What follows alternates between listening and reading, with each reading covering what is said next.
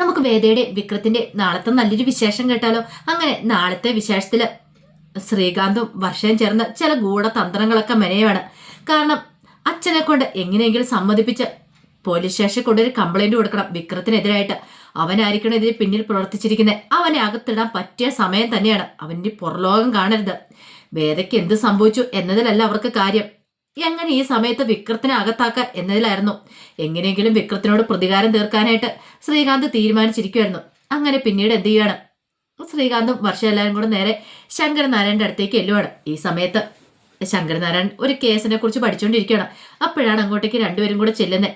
ഈ സമയത്ത് ശങ്കരനാരായണൻ ചോദിച്ചു, എന്താ ശ്രീകാന്ത് എന്ന് ചോദിക്കാം. അപ്പോഴേക്കും വർഷ പറഞ്ഞു, അച്ഛാ ഞങ്ങൾക്ക് കുറച്ച് കാര്യങ്ങളൊക്കെ പറയാനുണ്ടെന്ന് പറയണം. എന്ത് കാര്യം നിങ്ങൾക്ക് പറയാനുള്ളതെന്ന് ചോദിക്കുക. ആ സമയത്ത് പത്മയും സാവിത്രിയമ്മയും കൂടെ അങ്ങോട്ടേക്ക് വന്നു. പിന്നീട് ശങ്കരനാരായണൻ ചോദിച്ചു, അല്ല നിങ്ങൾ എന്താ ഒന്നും മിണ്ടാത്തെ, ഒന്നും പറയാനില്ലെന്ന് ചോദിക്കുക. എനിക്ക് കുറച്ച് അർജന്റ് ജോലിയുണ്ട്, കാര്യം എന്താ വെച്ചാൽ പറ ശ്രീകാന്തേ, എന്റെ സമയം വെറുതെ വേസ്റ്റ് ആക്കല്ലെന്ന് പറയണം. അത് കേട്ട് കഴിഞ്ഞപ്പോൾ തന്നെ ശ്രീകാന്ത് പറഞ്ഞു, ഞങ്ങൾക്ക് പറയാനുള്ള വിക്രത്തെയും വേദയെക്കുറിച്ചാന്ന് പറയാണ്. വിക്രത്തെയും വേദയെക്കുറിച്ചോ? അവർക്കെന്താ ഇപ്പം എന്താ കുഴപ്പം എന്നൊക്കെ ചോദിക്കുകയാണ്. ഇത് കേട്ട് കഴിഞ്ഞപ്പോൾ തന്നെ ശ്രീകാന്ത് പറഞ്ഞു, വേദയെ കാണുന്നില്ല അച്ഛാന്ന് പറയണേ. വേദയെ കാണുന്നില്ലെന്നോ? എന്തൊക്കെ അസംബന്ധമാണ് ശ്രീകാന്ത് നീ പറയണെന്ന് ചോദിക്കാം. അതേ അച്ഛാന്ന് പറയണം. അപ്പോഴേക്കും സാവിത്രി അമ്മയാണ് പറയണേ, അന്ന് കോടതി കഴിഞ്ഞ് അവൾ ഇവിടെ വന്നിട്ട് പോയില്ലേ, ശങ്കരൻ നിന്നെ കണ്ടിട്ട് പോയതിന് ശേഷം അവൾ വീട്ടിലെത്തിയിട്ടില്ലെന്ന് പറയാണ്. വിക്രത്തിന്റെ വീട്ടില്. വിക്രത്തിന് വീട്ടിലെത്താതെ പിന്നെ അവൾ എങ്ങോട്ട് പോയെന്ന് ചോദിക്കുക. അതറിയില്ല എന്ന് പറയണം. പിന്നീട് പത്മ പറഞ്ഞു, വിളിച്ചിട്ട് കിട്ടാതെ വന്നു കഴിഞ്ഞപ്പോൾ ഞാനും അമ്മയും കൂടെ അവിടം വരെ പോയിട്ടുണ്ടായിരുന്നു. അവിടെ ചെന്ന് കഴിഞ്ഞപ്പോൾ വേദ അവിടെ എത്തിയിട്ടില്ലെന്നുള്ള കാര്യം അറിഞ്ഞേ.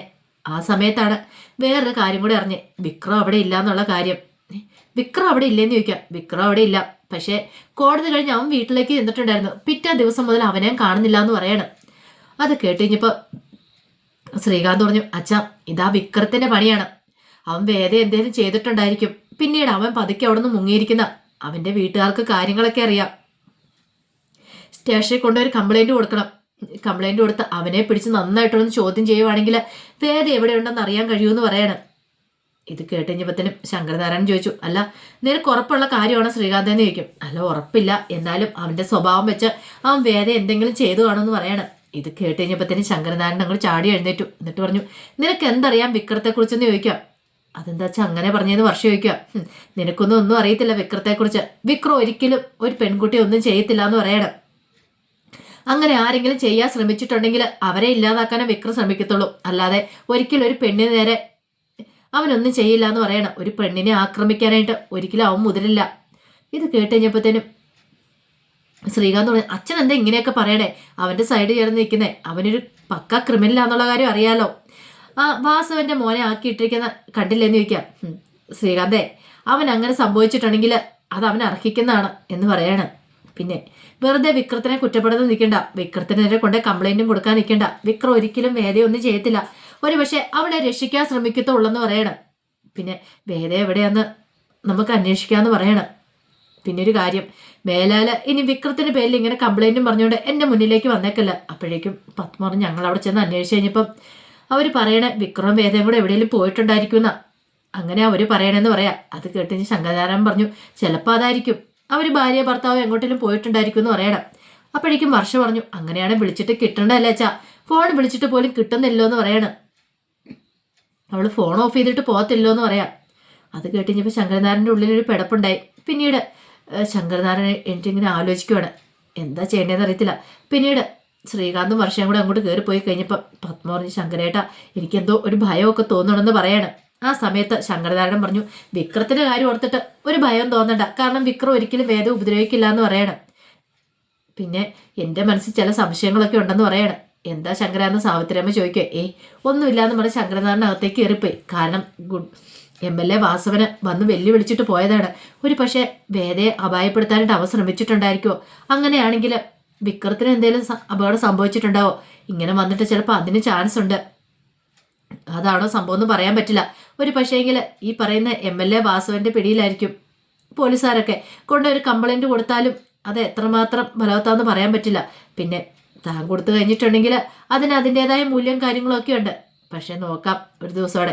ഒരിക്കലും വിക്രം ജീവിച്ചിരിക്കുന്നിടത്തോളം കാലം വേദയ്ക്കൊന്നും സംഭവിക്കില്ലെന്ന് ശങ്കരനാരായണൻ ഉറച്ചു വിശ്വസിക്കുന്നുണ്ടായിരുന്നു. വേദയ്ക്കൊരു അപകടം സംഭവിക്കില്ലെന്ന് തന്നെയാണ് ശങ്കരനാരായണന്റെ മനസ്സ് പറയണത്. ഈ സമയത്ത് മാഷ് കടൽ തീരത്തിരിക്കുകയാണ്. അങ്ങനെ സന്ധ്യ കഴിഞ്ഞു. സന്ധ്യ കഴിഞ്ഞിട്ട് മാഷിനവിടുന്ന് എഴുന്നേറ്റ് പോരാൻ തോന്നിയില്ല. വിക്രം ഇപ്പോൾ എവിടെയായിരിക്കും? കാരണം വിക്രം വേദയും ഒരുമിച്ചാണോ പോയിരിക്കുന്നത്? അതോ ഇനിയിപ്പോൾ അവർക്ക് വല്ല അപകടം സംഭവിച്ചിട്ടുണ്ടോ? താനങ്ങനെ എങ്ങനെ വളർത്തിക്കൊണ്ട് വന്നതാ. വീട്ടിലേക്ക് പോകാൻ പോലും തോന്നിയില്ല. വീട്ടിൽ ചെന്നിട്ടുണ്ടെങ്കിൽ അത് അതിനേക്കാളും ബുദ്ധിമുട്ടായിരിക്കും. ഒരു വശത്ത് ജപ്തി നോട്ടീസ് പതിച്ചു വെച്ചിരിക്കുന്നു, ഒരു വശത്താണെങ്കിൽ വിക്രത്തെ വേദയെക്കുറിച്ചുള്ള ചിന്തകൾ. അതൊക്കെ ഓർത്ത് കഴിഞ്ഞപ്പോഴത്തേനും മാഷിന് വല്ലാത്ത ബുദ്ധിമുട്ടായി. അപ്പോഴേക്കും കമലയുടെ വിളി വീണ്ടും വന്നു. കമല വിളിച്ചിട്ട് ചോദിച്ചു, മാഷ് എന്താ ഇതുവരെയായിട്ടും വരാത്തെ? സന്ധ്യ കഴിഞ്ഞല്ലോ എന്ന് പറയണം. ഞാൻ വരാൻ കമല എന്നൊക്കെ പറഞ്ഞിട്ട് മാഷ് പതുക്കെ എഴുന്നേറ്റു. മാഷിന് നടക്കാൻ പോലും പറ്റുന്നുണ്ടായിരുന്നില്ല. വല്ലാത്തൊരു ബുദ്ധിമുട്ടും കാര്യങ്ങളൊക്കെ ആയിരുന്നു മാഷിന്. കാരണം ഇനി എന്തായിരിക്കും സംഭവിക്കാൻ പോകുന്നത്? കുറച്ച് ദിവസങ്ങൾക്കുള്ളിൽ തന്നെ ആ വീട് വിട്ട് ഇറങ്ങേണ്ടതായിട്ട് വരും. ആ സമയത്തുള്ള വിക്രത്തും വന്നില്ലെങ്കിലോ? അതൊക്കെ ഓർത്തപ്പം മാഷിന് ടെൻഷൻ. ഇനി വിക്രത്തിനെ എവിടെ പോയി അന്വേഷിക്കണമെന്ന് പോലും മാഷിന് അറിയത്തുണ്ടായിരുന്നില്ല. ആ സമയത്ത് വിക്രവും വേദയും കൂടെ കാട്ടിക്കൂടെ പോവാം. അപ്പം എത്ര ദൂരം നടന്ന് എങ്ങനെയാന്ന് പോലും അറിയത്തില്ല. വാസവന്റെ ഗുണ്ടകളുടെ പിടിയിൽ നിന്ന് രക്ഷപ്പെടാനല്ലോ. അങ്ങനെ കുറേ ദൂരം നടന്നു കഴിഞ്ഞപ്പോഴത്തേനും വേദയ്ക്ക് നന്നായിട്ട് വിശപ്പും ദാഹം തോന്നി. വേദ പറഞ്ഞു, എനിക്ക് നടക്കാൻ പറ്റുന്നില്ല വിക്രം, എനിക്ക് ശരിക്കും ദാഹിക്കുന്നുണ്ട്, വിശക്കുന്നുണ്ടെന്ന് പറയണം. ഇത് കേട്ടതിന് വിക്രം പറഞ്ഞു, ഞാൻ നോക്കട്ടെ എന്ന് പറയണം. അല്ല എന്തേലും ഇവിടെ കിട്ടുമോന്ന് നോക്കട്ടെ എന്ന് പറയണം. ഈ സമയം വേദ പറഞ്ഞു, എനിക്കിവിടെ തനിച്ച് നിൽക്കാൻ പേടിയാന്ന് പറയണം. തനിച്ച് നിൽക്കണ്ട, നീ ഇവിടെ ഇരിക്കുക എന്നൊക്കെ പറഞ്ഞിട്ട് വിക്രം ഇങ്ങനെ നോക്കിക്കഴിഞ്ഞപ്പോഴാണ് ആ ഒരു കാഴ്ച കാണുന്നത്. ഒരു തേനീച്ചക്കൂട്. പെട്ടെന്ന് വിക്രം എന്തേ ഒരു തേനീച്ചക്കൂടെന്ന് പറയണേ. തേനീച്ചക്കൂടോ? അതെ, ഒരു കാര്യം ചെയ്യാം, നീ ഇവിടെ ഇരിക്കാൻ പറഞ്ഞിട്ട് വിക്രം എന്തേലും പെട്ടെന്ന് അവിടെ തീയിട്ടു. ഇതെന്തിനാ തീയിടുന്നേ? അതൊക്കെ ഉണ്ടെന്ന് പറയണം. പിന്നീട് കുറെ ചുള്ളിക്കമ്പുകളൊക്കെ എടുത്തിട്ട് അത്തേലേക്ക് ആ തീ അങ്ങോട്ട് പടർത്തി. അതിനുശേഷം തൻ്റെ ജാക്കറ്റ് കൊണ്ട് മുഖം മൊത്തം അങ്ങോട്ട് മറച്ചു. കണ്ണ് മാത്രം വെളിയിൽ കാണിച്ചിട്ട് മറച്ചിട്ട് എന്ത് ചെയ്യണം, ആ തേനീച്ചക്കൂട് എടുക്കാൻ അങ്ങോട്ട് കയറുമ്പോഴത്തേനും വേദ ഞെട്ടിപ്പോയി. വേദ പറഞ്ഞു, വേണ്ട വിക്രം, കയറണ്ട, എനിക്ക് പേടിയാ. തേനീച്ച വന്ന് കുത്തിയിട്ടുണ്ടെങ്കിലോ ഒന്നും സംഭവിക്കില്ല, നീ ധൈര്യമായിട്ടിരിക്കാൻ പറയണം. പിന്നെ എന്ത് ചെയ്യുവാണ്, ആ തേൻ വെച്ച് അവിടെ ചെന്നിട്ട് ആ തേനീച്ചനെയൊക്കെ അകറ്റിയിട്ട് ആ തേനങ്ങ് എടുക്കുവാണ്. തേൻ്റെ റാന്തലം കൂടെ എടുത്തുകൊണ്ട് വന്നു. ഈ സമയത്ത് വേദയാണെങ്കിൽ വല്ലാത്തൊരു ഞെട്ടലോടുകൂടെ നിൽക്കുന്നത്. വേദയ്ക്ക് ഭയങ്കര പേടിയാ. തേനീച്ച ഇളകിയിട്ടുണ്ടെ പിന്നെ കുത്തി കൊല്ലത്തുള്ളൂ, ഓടാൻ പോലും പറ്റില്ല. അത്രയ്ക്ക് ക്ഷീണം ഉണ്ടായിരുന്നു രണ്ടുപേർക്കും. പിന്നീട് അത് കൊണ്ടുവന്ന് വേദയുടെ കയ്യിലേക്ക് കൊടുക്കണം. അപ്പോൾ വേദ പറഞ്ഞു, അല്ല വിക്രു, അതെ ഇതെങ്ങനെയാ നീ കാണിച്ചു തരാമെന്ന് പറഞ്ഞ് എന്ത് ചെയ്യണം, ആ തേനം കൂടെ പിഴിഞ്ഞ് വേദയുടെ വായിലേക്ക് ഇറ്റിച്ചു കൊടുക്കണം. വേദയ്ക്ക് ഭയങ്കര സന്തോഷമായി. കാരണം ഇങ്ങനെയൊക്കെ ഒരു അനുഭവം ജീവിതത്തിൽ ആദ്യമായിട്ടുണ്ട് ഉണ്ടാവുന്നത്. കാട്ടിൽ വന്ന് പെട്ടാലും ഒരു പക്ഷേ വിക്രത്തിൻ്റെ കൂടെയുള്ള നല്ല നല്ല ദിനങ്ങളായിരുന്നു. കല്യാണം കഴിഞ്ഞ് അവർ ഹണിമൂൺ ട്രിപ്പ് പോവുക, അല്ലെങ്കിൽ ഒന്നിച്ചൊരു ദിവസം സന്ധ്യ ഉറങ്ങുക പോലും ചെയ്തിട്ടില്ല. പക്ഷെ അതിനേക്കാളും വലിയ അനുഭൂതി ആയിരുന്ന കുറച്ച് ദിവസങ്ങളായിരുന്നു ഇപ്പോൾ വേദയുടെ ജീവിതത്തിലുണ്ടായത്. കാട്ടിലെ പേടിയൊക്കെ ഉണ്ട്, എന്നാലും വിക്രം കൂടെ ഉള്ളതുകൊണ്ട് എന്ത് വന്നാലും തനിക്കൊന്നും സംഭവിക്കില്ല ഒരു ചിന്തയായിരുന്നു വേദയുടെ മനസ്സിലുണ്ടായിരുന്നേ. പിന്നീട് വേദയോട് വിക്രം ചോദിച്ചു, എങ്ങനെയുണ്ട്, ഇഷ്ടപ്പെട്ടോ എന്ന് ചോദിക്കുക. എനിക്ക് ഇഷ്ടപ്പെട്ടെന്ന് പറയണം. വിക്രം പറഞ്ഞു, അതെ ഇതൊക്കെ കുടിച്ച് ഇവിടെ ഇരുന്നിട്ട് കാര്യമില്ല, എത്രയും പെട്ടെന്ന് തന്നെ പുറത്ത് കിടക്കണമെന്ന് പറയാം. നമുക്കിനി അധിക സമയം ഇവിടെ ചെലവഴിക്കാൻ പറ്റില്ല. എപ്പോഴേത് സമയത്ത് വേണമെങ്കിലും അഭിലാഷും കുണ്ടകളും ഇങ്ങോട്ടേക്ക് വരാമെന്ന് പറയണം. ഇത് കേട്ടപ്പോൾ വേദ പറഞ്ഞു, ശരിയെന്ന് പറയാം. അങ്ങനെ വിക്രത്തിൻ്റെ കൈ പിടിച്ച് പിന്നെ വേദയും വിക്രങ്ങളും നടക്കുവാണ്. ഈ സമയത്ത് മാഷ് വീട്ടിലേക്ക് വന്നു. മാഷ് വീട്ടിലേക്ക് വന്ന് കുറേ സമയം കഴിഞ്ഞ് കഴിഞ്ഞപ്പോഴത്തേനുമാണ് പുറത്തൊരു കാറ് വന്നിരിക്കുന്ന ശബ്ദം കേട്ടെ. അങ്ങനെ കാറിനകത്തുനിന്ന് വാസവനും MLA വാസവനും അയാളുടെ കുറേ ഗുണ്ടകളും കൂടെ ഇങ്ങോട്ട് ഇറങ്ങുവാണ്.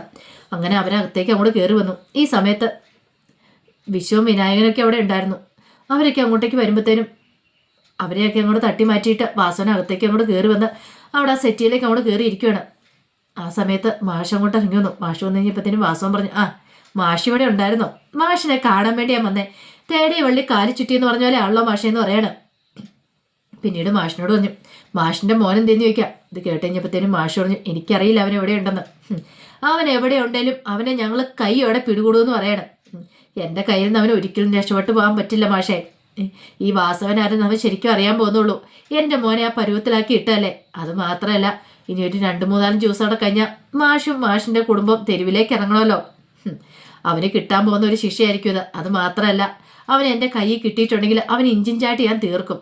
അവനെ തീർത്ത് കഴിഞ്ഞാൽ പിന്നെ അവനെ കുഴിച്ചിടാൻ പോലും സ്ഥലമില്ലാതെ മാഷ് തെരുവിൽ കൂടെ കിടന്ന് അലയേണ്ട വരുമെന്ന് പറയണം. ഇത് കേട്ട് കഴിഞ്ഞപ്പോഴത്തേനും മാഷിന് രക്തമൊക്കെ അങ്ങോട്ട് തിളച്ച് കയറി. പിന്നീട് വാസവൻ പറഞ്ഞു, എന്താ മാഷേ, മാഷിൻ്റെ മുഖമൊക്കെ കണ്ടിട്ട് എന്നെ കടിച്ചു കയറാനുള്ള ഭാവമാണല്ലോ എന്ന് പറയണം. അതെ, മക്കളെ വളർത്തുമ്പോൾ നന്നായിട്ട് വളർത്തണം, അല്ലെങ്കിൽ അവർ വല്ല തെരുവ് പട്ടികളെ പോലെ പുഴുത്ത് കിടന്ന് ചാത്തോളന്നൊക്കെ പറയണം. മാഷ് പറഞ്ഞു, കടക്കട പുറത്തെന്ന് പറയണം. ഇത് കേട്ട് കഴിഞ്ഞപ്പോൾ വാസവൻ പറഞ്ഞു, പുറത്തേക്ക് പോകാൻ തന്നെയാണ് വന്നേ. പക്ഷെ അവൻ എപ്പോഴാണെങ്കിലും ഇങ്ങോട്ടേക്ക് വന്ന് കയറുമല്ലോ, അവനെ ഞാൻ വെറുതെ വിടുമെന്ന് കരുതിയോ? ഒരിക്കലും ഇല്ല. അവനെ ഞാൻ പൂട്ടാന്ന് കരുതുക, അവൻ പുറത്തിറങ്ങിയാൽ പൂട്ടാന്ന് കരുതി ഞാൻ ഇരുന്ന. പക്ഷെ ആ സമയത്താണ് നിങ്ങളുടെ മരുമോൾ അവനെതിരെ മൊഴി കൊടുത്തത്. അങ്ങനെ കൊടുത്തിട്ടുണ്ട് അവൻ ജയിലിലേക്ക് പോന്നിയെ. ഞാൻ വിചാരിച്ചു ജയിലിൽ വെച്ചു അവനെ ഞാൻ പൂട്ടാന്ന് കരുതി. പക്ഷെ അവിടെയും കിട്ടിയില്ല. പക്ഷെ അവനിട്ടും അവൾക്കിട്ടുള്ള പണി ഞാൻ വെച്ചിട്ടുണ്ടെന്ന് പറയാണ്. രണ്ടിനെ ഞാൻ വെറുതെ വിടാൻ പോകുന്നില്ല. അവനെ രക്ഷിക്കാൻ വേണ്ടിയിട്ടാണ് അവളാ മൊഴിയൊക്കെ കൊടുത്തേ. അങ്ങനെയാണെങ്കിൽ അവളെ ഞാൻ വെറുതെ വിടുമെന്ന് നിങ്ങൾക്ക് തോന്നുന്നുണ്ടോയെന്ന് ചോദിക്കാം. അങ്ങനെ വെല്ലുവിളിച്ചിട്ടും കൂടി പോകുമ്പോഴത്തേനും കമല ഒരു ഞെട്ടലോട് നിൽക്കുകയാണ്. കമലയ്ക്ക് അപ്പോഴാണ് ആ സത്യങ്ങളൊക്കെ മനസ്സിലായത്. എന്തുകൊണ്ടാണ് വേദ വിക്രത്തിനായിട്ട് എതിരായിട്ട് മൊഴി കൊടുത്തേ? വാസവനെ പേടിച്ചിട്ടാണ്. വിക്രത്തിന് എന്തെങ്കിലും ചെയ്യുമോ എന്ന് പേടിച്ചിട്ടാണ് ഉള്ള ആ സത്യമൊക്കെ കമല തിരിച്ചറിയുകയാണ്. അപ്പം അതിൻ്റെ വിശേഷങ്ങളൊക്കെയാണ് കാണാൻ പോകുന്നത്. ആ വിശേഷങ്ങൾക്കായി നമുക്ക് എല്ലാവർക്കും കാത്തിരിക്കാം കേട്ടോ. ഒരിക്കൽ കൂടി എല്ലാവർക്കും ശുഭരാത്രി നേർന്നുകൊണ്ട് നിർത്തുന്നു. നന്ദി.